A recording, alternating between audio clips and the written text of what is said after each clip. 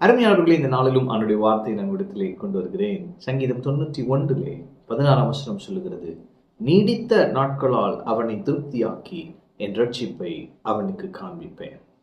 நீடித்த நாட்களால் திருப்தியாக்குகிற தேவன். அப்போ நம்முடைய தேவன் நமக்கு வாக்கு பண்ணியிருக்கிறது என்ன அப்படின்னா, நீடித்த நாட்களால் உன்னை திருப்தியாக்குவேன். இந்த பூமியில பாருங்க, நம்ம ரொம்ப நல்லா இருக்கணும், ரொம்ப நாள் இந்த பூமியில இருக்கணும்னு விரும்புகிற நல்ல தேவன் நம்முடைய தேவன். அவர் சொல்றார், நீடித்த நாட்களால் உன்னை திருப்திப்படுத்துவேன். அப்ப ஒருவேளை நமக்கு மரண பயம் அப்பப்போ வந்து போகலாம். ஐயோ, ஒரு மாதிரி தாட்ஸ் வருது. ஐயோ, சீக்கிரம் செத்துருவேனோ, இன்னைக்கு ஏதாவது ஆயிடுச்சுன்னா என் பிள்ளைங்களுக்கு என்ன ஆகும், இப்படிப்பட்ட எண்ணங்கள் நமக்கு வருது. பாருங்களேன், நம்ம நினைச்சிடறோம் அது நார்மல். அது நார்மல் இல்லை, அது தேவ வார்த்தைக்கு புறமானது. தேவ வார்த்தை என்ன சொல்லுது? நீடித்த நாட்களால் உன்னை திருப்தியாக்குவேன். அப்ப அந்த மாதிரி எண்ணங்கள் வர்றப்ப இந்த வசனத்தை வைத்து அந்த எண்ணங்களை வீழ்த்த வேண்டும். அருமையானவர்களே, என் தேவன் என்னை நீடித்த நாட்களால் இந்த பூமியிலே திருப்திப்படுத்துவார் என்று சொல்ல வேண்டும். ஆமென். அப்ப நீடித்த நாட்களாய் நீங்க இந்த பூமியில இருக்க போறீங்க. நீங்க இப்போதைக்கு மறிக்க மாட்டீங்க. ஒருவேளை மரண பயத்தோடு இருப்பீங்கன்னா இந்த நற்செய்தியை சொல்லுகிறேன், நீங்கள் மறிப்பதில்லை.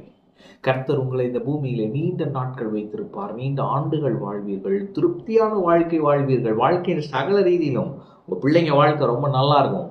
ஒருவேளை உங்கள் பிள்ளைங்க வாழ்க்கை நல்லா இல்லாமல் இருந்ததுன்னா கர்த்தருடைய வார்த்தையை நீங்கள் பிடித்து கொள்ளுங்க.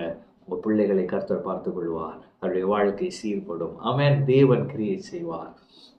சரீர பலவீனங்கள் இருக்கும் என்று சொன்னால் நான் சொல்லுகிறேன், தேவன் உங்கள் மேல் கரிசனை உள்ள கர்த்தர் உங்களை சுகமாக்குவார். ஆமென்.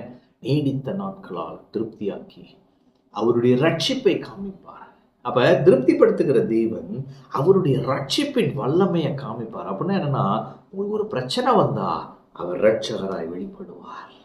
அப்ப எத்தனை பிரச்சனை இருக்கோ, இந்த தேவன் ரட்சகராய் இருந்து ஒவ்வொரு பிரச்சனைகளிலிருந்தும் உங்களை விடுவித்து உங்களை அப்படியே அழகா மேன்மைப்படுத்தி கொண்டு வருவார். திருப்தியான வாழ்க்கை வாழும்படியாய் வழி செய்வார். இயேசு சிலுவையில் எல்லாவற்றையும் செய்து முடித்தார். இன்று அவர் உங்களோடு இருக்கிறார். அவர் சொல்லுகிறார், நான் உனக்காக மரித்திருக்கிறேன், நீ நீடித்த நாட்கள் உயிர் வாழ்வாய், என்னுடைய ரட்சிப்பை நான் உனக்கு காண்பிப்பேன், சகல விதத்திலும் நீ திருப்தியான வாழ்க்கை வாழ்வாய். ஆமென். கர்த்தர் உங்களோடு இருக்கிறார். கர்த்தர் உங்களை ஆசீர்வதிப்பார்.